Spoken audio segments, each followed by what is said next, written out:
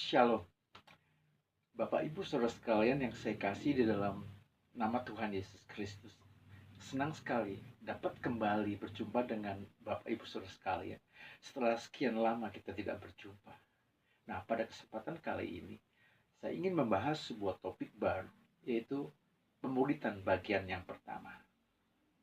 Adapun poin-poin daripada materi pemuritan yang akan saya sampaikan tersebut adalah sebagai berikut. Yang pertama, apa sih tujuan hidup kita setelah kita menjadi percaya? Menurut amanat agung Tuhan Yesus Kristus di dalam Matius pasal 28 ayat yang ke-19 dan ke-20, tujuan hidup kita adalah menjadi murid Kristus. Yang kedua, apa artinya menjadi murid Kristus? Dan poin yang berikutnya adalah bagaimana caranya agar kita dapat menjadi murid Kristus, yaitu melalui proses pemuritan. Kemudian, poin yang berikutnya lagi, bagaimana caranya agar kita dapat berhasil menjadi murid Kristus melalui proses pemuritan tersebut, yaitu harus melalui ketaatan. Dan kemudian, poin yang terakhir adalah bagaimana caranya agar kita dapat taat, benar-benar taat. Nah, perlu diketahui bahwa sesungguhnya esensi daripada seluruh kehidupan kekristenan itu adalah hanya satu, yaitu taat. Taat adalah sebuah kata yang hanya terdiri daripada 4 huruf. Itu T-A-A-T, taat. Sebuah kata yang mudah sekali diucapkan, namun amat sangat sulit untuk dilaksanakan atau dipraktekkan. Oleh sebab itu, agar supaya kita dapat taat, benar-benar taat, maka kita harus memahami hubungan antara manusia daging atau manusia lama yang ada di dalam diri kita dan manusia ciptaan baru di dalam Kristus Yesus yang juga ada di dalam diri kita. Manusia daging atau manusia lama itu tidak akan pernah dapat taat sampai kapanpun terhadap kebenaran firman Tuhan. Hanya manusia roh ciptaan baru yang ada di dalam diri kita yang mampu taat, benar-benar taat, totally taat kepada seluruh kehendak Allah dan firman-Nya. Nah, demikianlah poin-poin yang terdapat pada materi pemuritan bagian yang pertama yang segera akan saya bahas. Saya lanjutkan. Sepanjang perjalanan kehidupan kekristenan saya akhirnya sampai kepada satu pertanyaan, yaitu tadi, apa tujuan hidup kita setelah menerima anugerah keselamatan lewat pengorbanan Tuhan Yesus Kristus kita di kayu salib?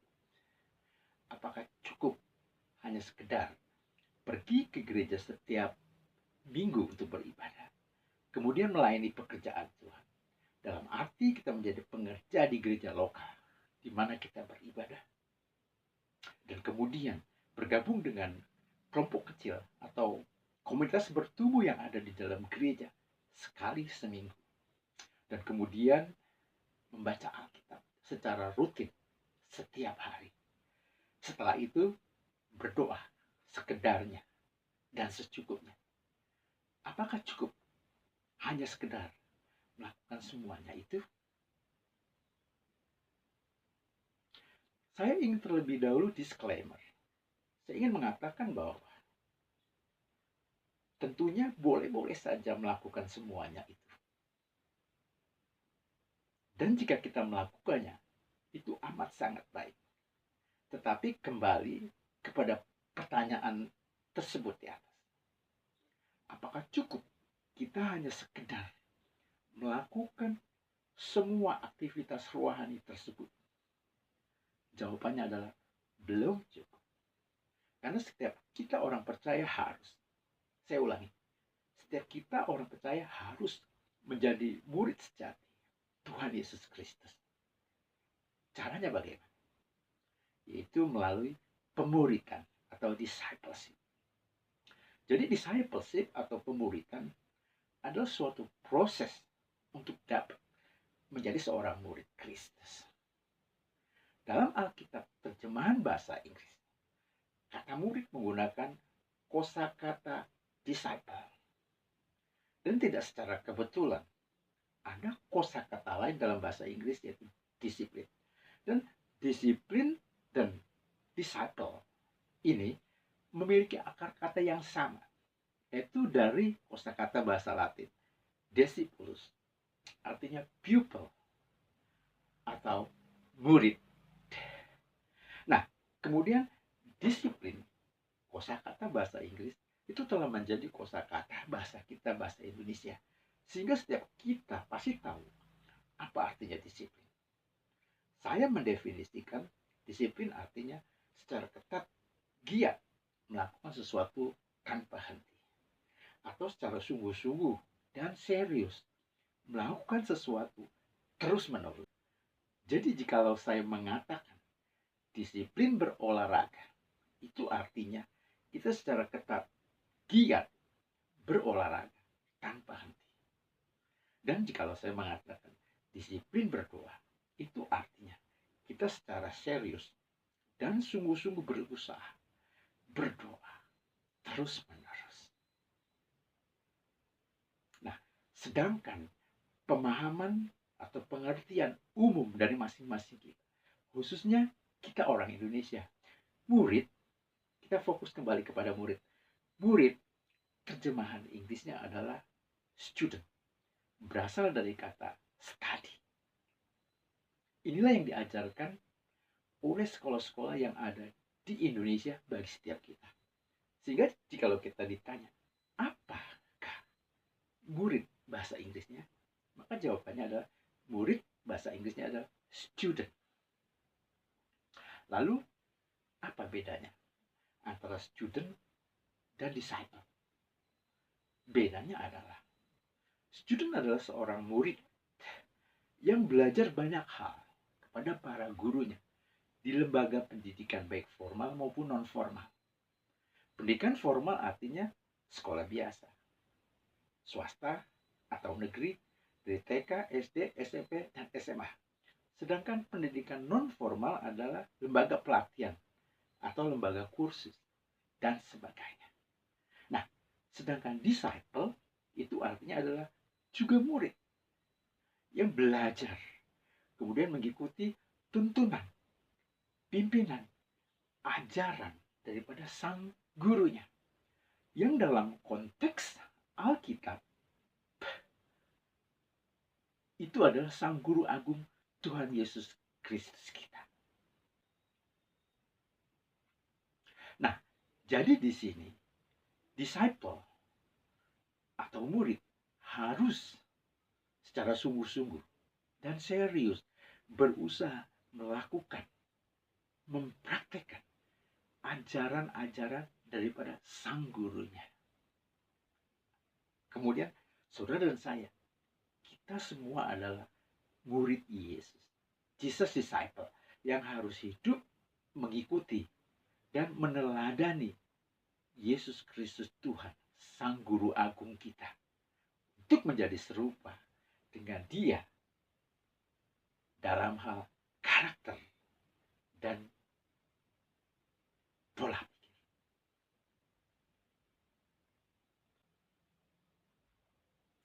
Caranya bagaimana? Itu tadi, melalui pemuridan.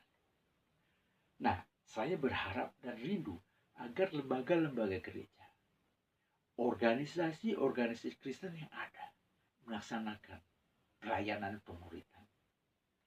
Nah, agar program pelayanan pemuridan dapat berjalan dengan baik, lancar, dan efektif, maka harus ada terobosan pelayanan pemuridan di tiap-tiap lini, yaitu di masing-masing kelompok kecil, komunitas bertumbuh yang ada di dalam gereja, yang namanya beda-beda. Ada yang menamakan cool, dan ada yang memberi istilah komsel, cell group. Ada yang menamakan rayon, sektor, kring, dan ada yang menyebutnya FA atau Family Altar. Nah, apapun namanya, apapun sebutannya atau istilah yang digunakan, tidak masalah. Yang penting maknanya sama. Itu kelompok kecil, komunitas bertumbuh yang ada di dalam gereja yang menjadi kepanjangan tangan gereja dan merupakan ujung tombak bagi pencapaian dan keberhasilan program-program gereja yang ada. Selain kelompok ini, ada juga kelompok independen, kelompok persekutuan non-gereja yang tidak kalah pentingnya peranannya. Nah, sebab itu kedua kelompok ini baik yang merupakan bagian daripada gereja dan non-gereja harus bekerja bersama untuk menjadi pelopor bagi gerakan pelayanan pemuritan. Nah, hal ini amat sangat penting. Oleh sebab itu saya ingin mengelaborasi lebih detail mengenai hal ini. Itu mengenai konsep pemuritan. Konsep pemuritan ini merujuk atau berefus kepada amanat agung Tuhan Yesus Kristus yang terdapat di dalam Matius pasal 28 ayat yang ke-19 dan ke-20 yang berkata, "Karena itu, pergilah, jadikanlah semua bangsa muridku, dan baptislah mereka dalam nama Bapa dan Anak dan Roh Kudus. Dan ajarlah mereka melakukan sesuatu yang telah kuperintahkan kepadamu. Dan ketahuilah, aku menyertai kamu sampai kepada akhir zaman." Mari kita kupas bagian per bagian. Bagian yang pertama. Karena itu, pergilah, jadikanlah semua bangsa muridku. Ini adalah kalimat perintah. Perintah daripada Sang Guru Agung kita, Tuhan Yesus Kristus, kepada para pengikutnya, itu orang Kristen. Perlu diketahui bahwa Kristen itu artinya pengikut Kristus. Kemudian perhatikan kata perintah dan bedakan dengan kata undangan. Undangan merupakan suatu kehormatan berupa ajakan kepada kita orang-orang yang diundangnya untuk mau memenuhi apa yang menjadi harapan dan keinginannya, yaitu menghadiri undangannya. Nah, karena ini hanya ajakan, maka sifatnya tidak wajib. Kita tidak terikat. Kita masih tentunya boleh memenuhi atau menghadiri undangannya. Namun kita tidak dipaksa. Kita masih boleh untuk memilih mau atau tidak menghadiri undangan tersebut dan tidak ada keharusan. Lain halnya dengan perintah. Terhadap perintah setiap kita, saudara dan saya, wajib taat melaksanakannya dan tidak ada pilihan lain. Menurut KBBI, Kamus Besar Bahasa Indonesia, amanat artinya perintah dari atas. Dan perintah agung yang terdapat dalam bagian pada ayat yang sedang kita bahas tersebut ini secara langsung disampaikan oleh Tuhan Yesus Kristus sendiri kepada setiap kita orang percaya, itu para pengikutnya. Dan perintahnya tersebut amat sangat jelas, yaitu agar kita menjadi murid. Lalu pertanyaannya, apa artinya menjadi murid? Yang pertama, menjadi murid artinya kita harus hidup meneladani Sang Guru Agung kita, Tuhan Yesus Kristus.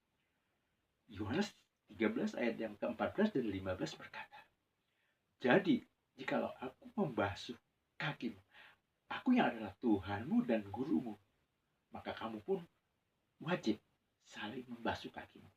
Sebab aku telah memberikan suatu teladan kepada kamu, supaya kamu juga berbuat seperti apa yang telah kubuat kepadamu." Yang kedua, menjadi murid artinya kita harus menjalankan kehidupan seperti yang dijalankan oleh Tuhan Yesus Kristus ketika dia masih berada di muka bumi ini 2000 tahun lebih yang lalu. 1 Yohanes pasal 2 ayat yang ke-6 berkata, "Barang siapa mengatakan bahwa ia ada dalam dia, ia wajib hidup sama seperti Kristus telah hidup." Saya ulangi, barang siapa mengatakan bahwa ia ada di dalam dia, ia wajib sama seperti Kristus telah hidup. Ia di sini adalah kita. Dia. Yang kedua adalah Kristus. Jadi kita orang percaya wajib hidup sama seperti Kristus telah hidup. Artinya kita harus memiliki karakter atau pola pikir. Jadi kita harus memiliki karakter atau perilaku sama seperti Kristus. Yang ketiga, menjadi murid artinya kita harus memiliki paradigma atau pola pikir seperti Kristus. Filipi 2 ayat yang kelima berkata, hendaklah kamu dalam hidupmu bersama menaruh pikiran dan perasaan yang terdapat juga di dalam Kristus Yesus. Jadi kita harus memiliki biblical mindset atau pola pikir Alkitabiah. Pola pikir firman. Pola pikir Kristus adalah pola pikir Alkitabiah. Pola pikir firman. Dan seluruh kehidupan Tuhan Yesus merupakan manifestasi dari seluruh kebenaran firman Allah yang ada di dalam Alkitab. Jadi jika saudara dan saya memiliki pikiran Kristus, pikiran Alkitabiah, pikiran firman, maka kita pasti menjadi pelaku firman. Karena jelas dikatakan dalam kitab Amsal pasal 23 ayat yang ke-7 di dalam terjemahan King James Version yang berkata, for as he thinketh in his heart, saya ulangi, for as he thinketh in his heart, so is he. Artinya, sebab sebagaimana orang berpikir di dalam hatinya, demikianlah ia. Jadi kita adalah apa yang kita pikirkan. Apa yang kita lakukan itu berasal daripada apa yang kita pikirkan. Tidak pernahlah seseorang itu melakukan sesuatu secara ujuk-ujuk atau secara tiba-tiba. Sebelum seseorang melakukan sesuatu, pasti telah ada di benaknya atau di dalam pikiran apa yang akan dilakukannya tersebut. Nah, keempat, ini adalah kesimpulan. Menjadi murid adalah menjadi serupa dengan Kristus. Perhatikan, Yesus Kristus adalah manusia sempurna dengan gelar sebagai anak tunggal Allah yang adalah inkarnasi daripada firman Allah itu sendiri menjadi manusia seutuhnya, yaitu manusia sejati melalui proses kelahiran lewat rahim seorang perawan suci, Bunda Maria. Nah, sebagai manusia seutuhnya atau manusia sejati sama seperti kita, maka Alkitab berkata bahwa Tuhan Yesus Kristus itu adalah saudara sulung kita. Dan status kita sebagai anak-anak Allah pun itu terjadi karena iman kita kepada Dia, yaitu Tuhan Yesus Kristus. Oleh sebab itu, sebagai orang tebusannya, melalui pengorbanannya di kayu salib, maka setiap kita orang percaya, hidup kita harus diproyeksikan menjadi serupa dengan Dia, yaitu Tuhan Yesus, seperti yang tertulis di dalam Roma 8 ayat yang ke-29 yang berkata, sebab semua orang yang dipilihnya dari semula, mereka juga ditentukan dari semula untuk menjadi serupa dengan gambaran anaknya, supaya ia anaknya itu menjadi yang sulung di antara banyak saudara. Bagian yang berikutnya, baptislah mereka dalam nama Bapa dan Anak dan Roh Kudus. Nah, tahapan awal untuk dapat menjadi seorang murid Kristus, yaitu harus terlebih dahulu memiliki iman percaya bahwa Yesus Kristus adalah Tuhan dan Juru Selamat pribadi kita. Melalui pengakuan iman yang dimeteraikan dengan baptisan dalam nama Bapa, Anak dan Roh Kudus. Maka dengan demikian, sejak saat itu kita menerima kelahiran baru, yaitu menjadi ciptaan baru di dalam Kristus. 2 Korintus 5 ayat yang 17. Dan kemudian kita menjadi satu dengan Kristus dalam kematian dan kebangkitannya, serta menerima perjanjian kekal yang menjadikan kita milik kepunyaannya, yang berhak atas warisan dan seluruh janji-janji Allah. Bagian yang berikutnya lagi, ajarlah mereka melakukan sesuatu yang telah kuperintahkan kepadamu. Nah, setiap kita orang percaya diminta untuk mengajarkan segala sesuatu, yaitu ajaran kebenaran firman Tuhan. Dan mengajarkan di sini bukan hanya mengajarkan teori toh, tetapi kita harus mengajarkan praktek. Artinya kita harus terlebih dahulu menjadi pelaku firman. Jadi Tuhan Yesus itu memerintahkan kepada kita untuk mengajarkan segala sesuatu yang diajarkan kepada kita. Tentunya Tuhan Yesus tidak hanya mengajarkan, melainkan ia mempraktekkan dan melakukannya di dalam kehidupannya. Oleh karena itu kita pun harus mengajarkan kepada mereka, orang-orang yang kita muridkan, itu segala sesuatu ajaran kebenaran firman Tuhan, agar mereka melakukan, mempraktekkan dalam kehidupannya. Tentunya dengan terlebih dahulu kita orang-orang yang memuridkan mereka harus telah melakukan, mempraktekkan ajaran-ajaran kebenaran tersebut, sehingga mereka pun akan melakukan hal yang sama kepada orang-orang percaya lainnya. Ini yang dinamakan pelayanan pemuridan melalui, yaitu pelayanan peneladanan, di mana kita sebagai murid meneladani guru agung kita, sang sumber kebenaran tersebut. Di dalam Yohanes 14 ayat yang ke-6, Tuhan Yesus berkata, aku adalah kebenaran. Jadi urut-urutannya adalah Tuhan Yesus Kristus memberi teladan kepada kita. Kemudian kita harus memberi teladan kepada mereka, orang-orang yang kita muridkan. Dan mereka, orang-orang yang kita muridkan, memberi teladan kepada saudara-saudara iman yang lainnya. Demikian seterusnya. Sehingga terjadi apa yang disebut estafetisasi pelayanan melalui peneladanan. Maka kata kuncinya adalah menjadi teladan. Karena kita meneladani Tuhan Yesus, sang sumber teladan paling sempurna. Kemudian kita juga memberikan teladan kepada saudara-saudara kita yang lain. Itulah sebabnya di dalam 1 Korintus pasal 11 ayat yang pertama, Rasul Paulus dapat dengan berani berkata,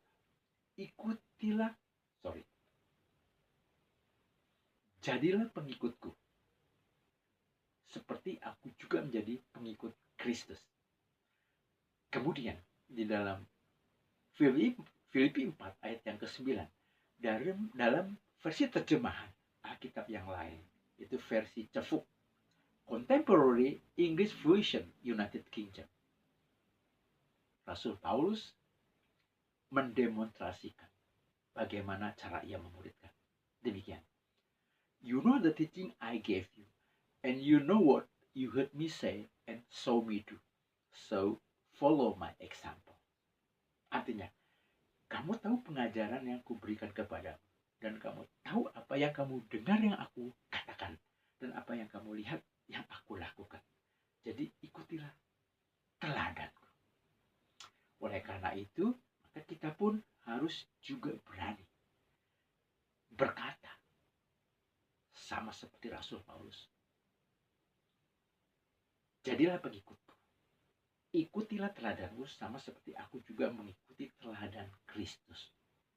Nah, pola pelayanan pemuridan melalui peneladanan seperti ini akan menghasilkan pertumbuhan rohani menjadi dewasa, menuju kesempurnaan di dalam Kristus. Inilah yang dirindukan oleh Tuhan Yesus Kristus dan seluruh rasul, termasuk Rasul Paulus dan kita orang percaya. Seperti yang tertulis di dalam Kolose pasal yang pertama, ayat yang ke-28. Masih dalam versi Cefuk, Contemporary English Version UK, yang berkata, we announce the message about Christ, and we use all our wisdom to warn and teach everyone, so that all Christ followers will grow and become mature.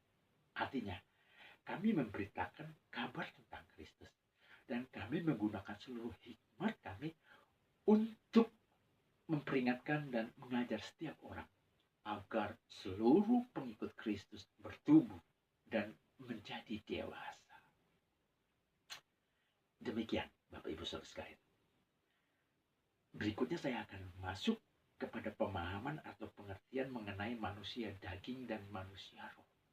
Tetapi sebelumnya saya ingin mengatakan bahwa menjadi murid Kristus, di mana kita menjadi serupa dengan Dia, hidup meneladaninya, dan memiliki karakter atau perilaku, memiliki pola pikir atau paradigma seperti Kristus.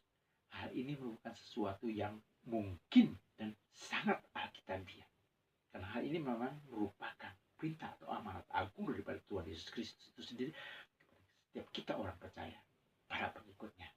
Dan semuanya ini akan terjadi, terwujud, terrealisasi hanya karena satu perkataan, yaitu taat. Oleh sebab itu Bapak Ibu Saudara sekalian, izinkan saya sekali lagi menggunakan istilah kata kunci. Maka kata kuncinya adalah taat. Pertanyaannya sekarang, mampukah manusia di dalam Kristus itu taat? Benar-benar taat, totally taat. Nah, terhadap pertanyaan tersebut, maka Alkitab jawabannya. Untuk itu kita masuk pada bagian yang pertama, yaitu mengenai manusia daging. Apa itu manusia daging? Manusia daging adalah manusia lama. Manusia dengan sifat atau kodrat dosa, karena memang manusia telah jatuh ke dalam dosa. Seperti yang tertulis di dalam Kejadian 2 ayat 17, di mana Allah melarang Adam makan buah dari pohon pengetahuan tentang yang baik dan yang buruk tersebut. Apabila ia memakannya, pasti mati. Kemudian Kejadian 3 ayat 6 berkata bahwa ternyata Adam telah makan buah tersebut. Rasul Yohanes di dalam 1 Yohanes 3 ayat 4 berkata, dosa adalah pelanggaran hukum Allah. Dalam hal ini Adam telah melanggar hukum Allah. Dengan demikian ia jatuh ke dalam dosa. Dalam bahasa Yunani, kata dosa menggunakan kata hamartia, artinya melenceng dari ketetapan Allah, menyimpang dari hukum-hukum Allah, dari maksud Allah, kehendak Allah, tujuan Allah. Dan upah atau akibat dosa adalah maut atau kematian. Seperti yang dikatakan oleh Rasul Paulus di dalam Roma 6 ayat 23. Jadi manusia pertama itu Adam, yang sejak awal telah ditetapkan untuk hidup kekal. Namun oleh karena dosa tidak kekal lagi, melainkan mengalami kematian secara fisik. Akibatnya saudara saya yang adalah keturunan Adam pasti akan mengalami kematian secara fisik. Berikutnya, Adam yang sejak awal telah ditetapkan untuk hidup bersekutu intim, memiliki harmonisasi hubungan dengan Allah. Namun, oleh karena dosa, terputuslah hubungannya dengan Allah. Ia kehilangan kemuliaan Allah dan menjadi seteru atau musuh Allah. Artinya, mengalami kematian secara rohani dan terancam binasa kekal.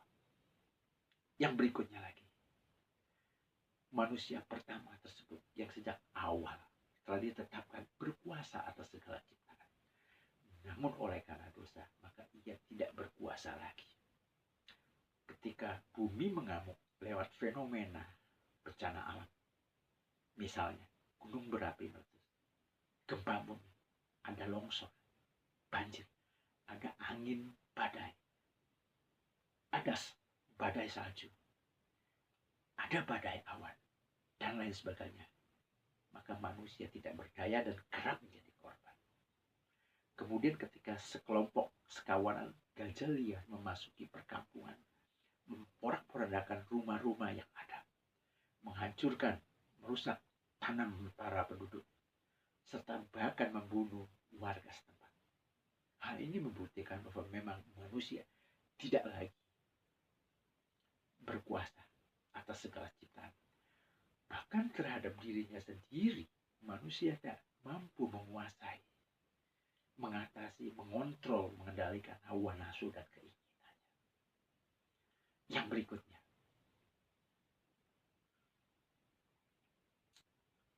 Adam, itu manusia pertama tersebut, yang sejak awal telah ditetapkan untuk menjadi manusia sempurna.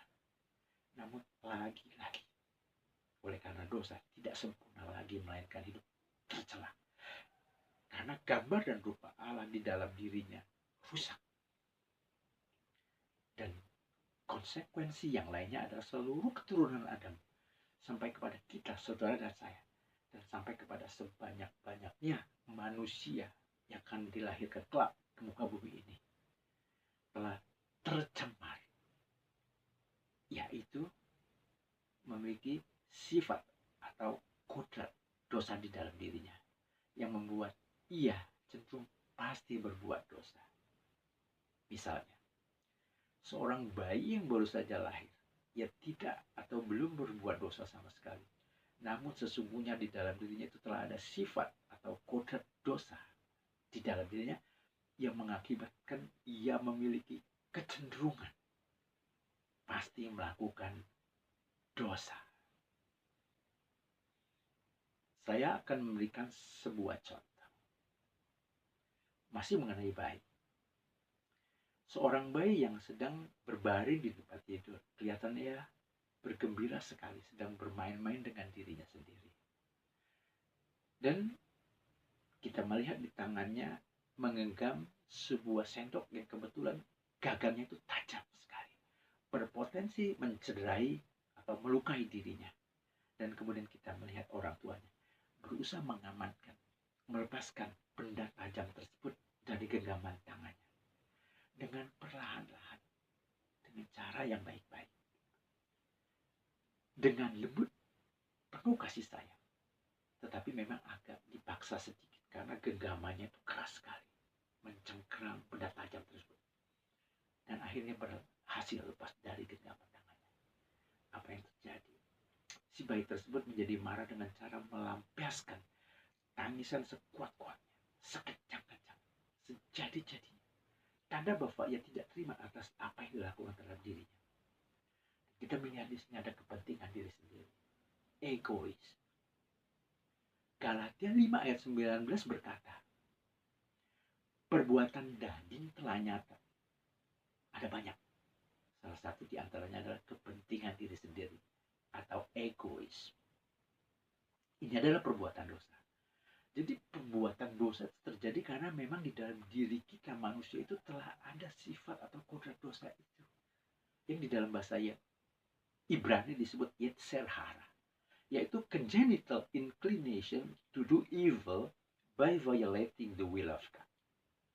Artinya, ada kecenderungan bawaan dalam diri kita untuk melakukan kejahatan dengan cara melanggar kehendak Allah. Maka tepatlah seperti yang dikatakan oleh seorang pemazmur, seorang raja bangsa Israel yang sangat terkenal, namanya Raja Daud. Di dalam kitab Mazmur pasal 51 ayat yang ke-7 yang berkata, sesungguhnya dalam kesalahan aku diperanakan, dan dalam dosa aku dikandung ibuku. Artinya memang setiap kita, saudara dan saya, itu sudah sejak di dalam kandungan memiliki atau telah berada di dalam dosa, yaitu melenceng, menyimpang dari maksud, kehendak, dan tujuan Allah, dari ketetapan Allah, dari hukum-hukum Allah,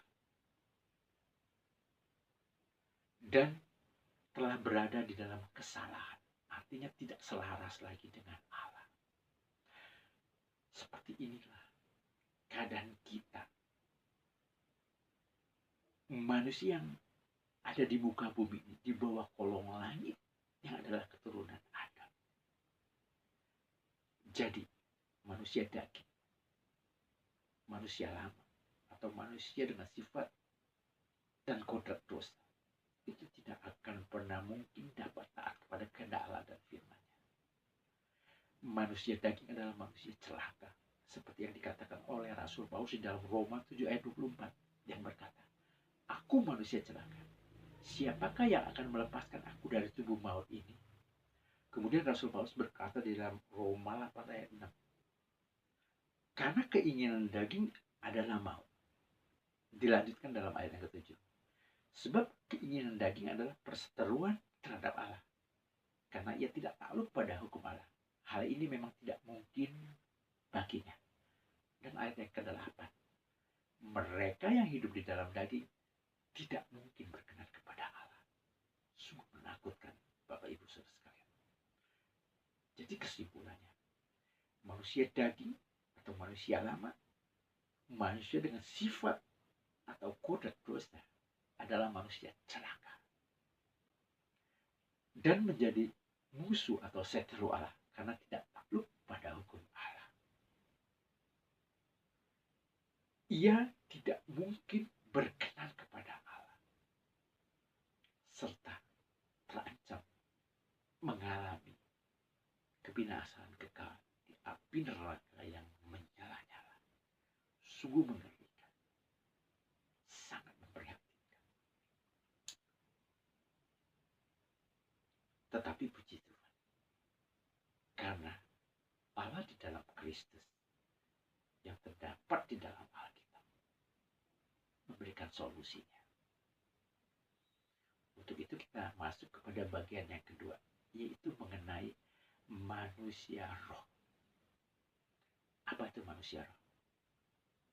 Manusia roh adalah roh manusia yang telah mengalami kelahiran baru akibat dilahirkan kembali dari air dan roh. Itu roh Allah, Roh Kudus. Yohanes 3 ayat 5 dan 6. Dan kemudian menjadi ciptaan baru di dalam Kristus Yesus. Tadi 2 Korintus 5 ayat yang 17.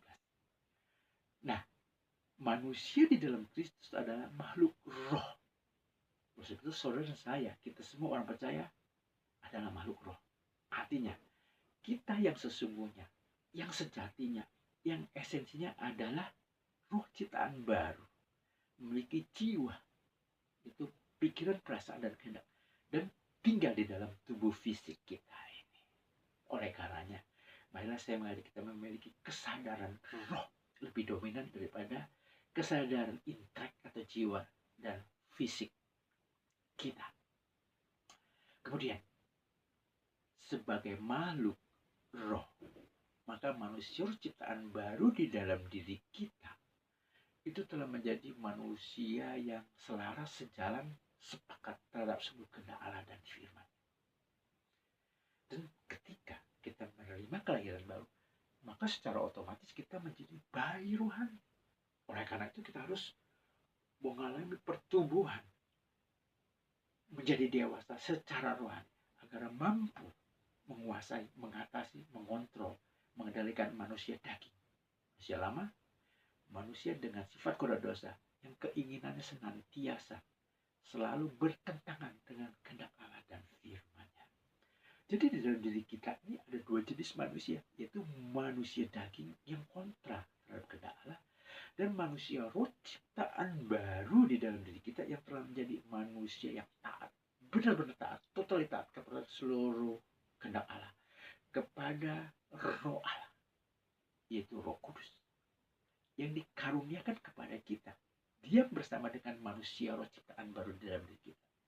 Roh Kudus inilah yang menyertai roh kita, menuntun, membimbing, menolong, menghibur, mengajar, memberi kekuatan, memberikan kuasa, serta memampukan kita untuk taat, benar-benar taat, totali taat kepada seluruh kehendak Allah dan firman-Nya. Dan perlu diketahui, manusia roh ciptaan baru di dalam diri kita tidak pernah bersepakat dengan manusia daging.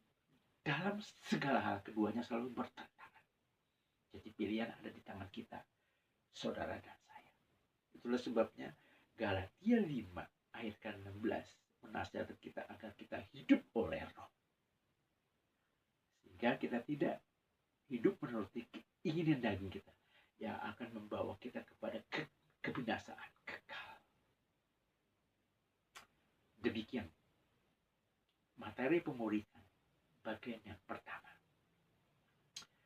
Pada pertemuan berikutnya saya akan melanjutkan kepada pemuridan bagian yang kedua. Masih merujuk kepada amanat agung, tapi penekanannya lebih kepada visi. Betapa pentingnya visi, karena memiliki kekuatan yang amat sangat dahsyat memiliki kuasa bagi pencapaian suatu tujuan, apapun itu. Sampai jumpa kepada pertemuan yang berikutnya. Tuhan Yesus Kristus memberkati kita semua.